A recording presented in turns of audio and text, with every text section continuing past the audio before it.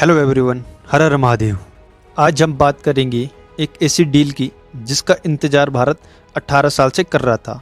जी हाँ, भारत और European union के बीच 18 साल लंबी बातचीत के बाद 27 जनवरी को फ्री ट्रेड एग्रीमेंट हो गया है। इस डील के बाद भारत में इंपोर्ट होने वाली कारें जैसे BMW, मर्सिडीज पर लगने वाले टैक्स को 110% से घटाकर 10% कर दिया जाएगा। और इसके अलावा भारत में यूरोप से आने वाली शराब पर अभी 150% टैरिफ लगता है, इसे घटाकर 20 से 30% कर दिया जाएगा। लेकिन ये जो डील हुई है इसे 2027 से लागू किए जाने की संभावना है। भारत दुनिया की चौथी सबसे बड़ी अर्थव्यवस्था है, जबकि यूरोपियन यूनियन दूसरी सबसे बड़ी। दोनों मिलकर वैश्विक GDP का करीब 25% और दुनिया के कुल व्यापार का लगभग 1/3 हिस्सा रखते हैं। यूरोपियन यूनियन कोई एक देश नहीं है, बल्कि यूरोपियन यूनियन में 27 डेवलप कंट्री शामिल है। यह एक 27 देशों का समूह है, जैसे जर्मनी, फ्रांस, इटली, स्पेन और नीदरलैंड। जैसे इंडिया में 28 स्टेट मिलकर भारत बनाते हैं, वैसे ही यूरोपियन यूनियन 27 देश मिलकर एक ग्रुप बनाते हैं। ये सब देश अमीर हैं, टेक्नोलॉजी में आगे हैं, महंगा माल बनाते हैं और सामानों की क्वालिटी भी हाई होती है। भारत और यूरोपियन यूनियन का रिश्ता सिर्फ ट्रेड का नहीं, बल्कि democracy, technology, climate change, education और डिफेंस से भी जुड़ा हुआ है। 1994 से यूरोपियन यूनियन और भारत के रिलेशन स्ट्रॉन्ग रहे हैं, लेकिन ट्रेड डील पर बात 2007 में शुरू हुई थी। अब सवाल यह आता है कि जब ट्रेड डील 2007 में शुरू हुई थी तो इतना लंबा समय 18 साल क्यों लगी? तो इसके पीछे 5 बड़े रीज़न हैं। पहला कि यूरोपियन यूनियन चाहता था कि इंडिया अपना मार्केट पूरी तरह खोल दे। दूसरा रीजन कि यूरोपियन यूनियन चाहता था कि उनका माल बिना टैक्स के बेचने दिया जाए। तीसरा रीजन था कि डाटा प्राइवेसी और डिजिटल टैक्स का इशू। चौथा रीजन था चाइना फैक्टर और पांचवा रीजन था लेबर लॉ और इन्वायरमेंट रूल पर डिसएग्रीमेंट। भारत कहता था कि अगर हम ऐसा कर देंगे तो छोटी कंपनियां बंद हो जाएगी और साथ ही किसान और फैक्ट्री वर्कर को नुकसान होगा।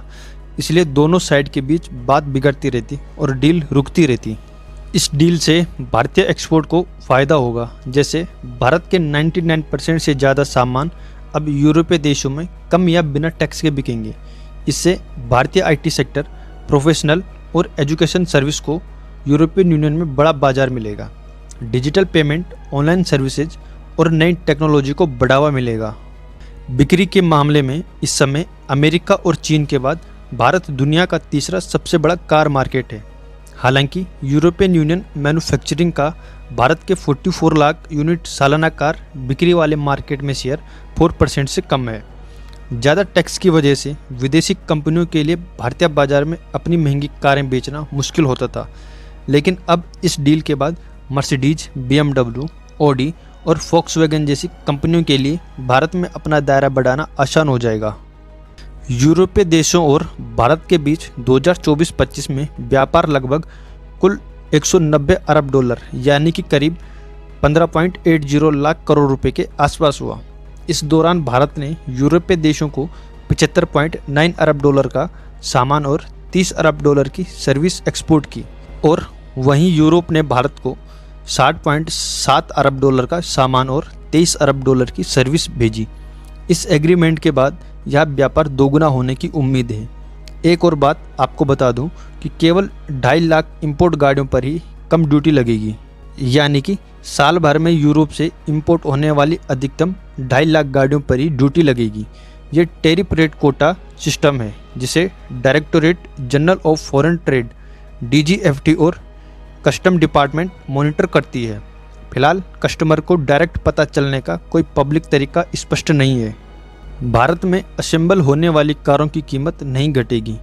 भारत में मर्सिडीज बेंज और BMW की ज़्यादातर पॉपुलर कारें पहले से ही लोकल असेंबली के जरिए बनती हैं, यानी पार्ट्स इंपोर्ट करके यहाँ जोड़कर बनाई जाती है। इन पर इंपोर्ट ड्यूटी केवल 15 से 16.5% तक लगती है।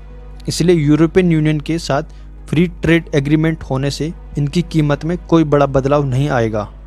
उम्मीद करता हूँ कि आपको वीडियो हेल्पफुल लगी हो, तो वीडियो को लाइक करें, शेयर करें और चैनल को सब्सक्राइब जरूर करें। तो सीखते रहिए, समझते रहिए और स्मार्ट इन्वेस्टर बनिए। जय हिंद, वंदे मातरम।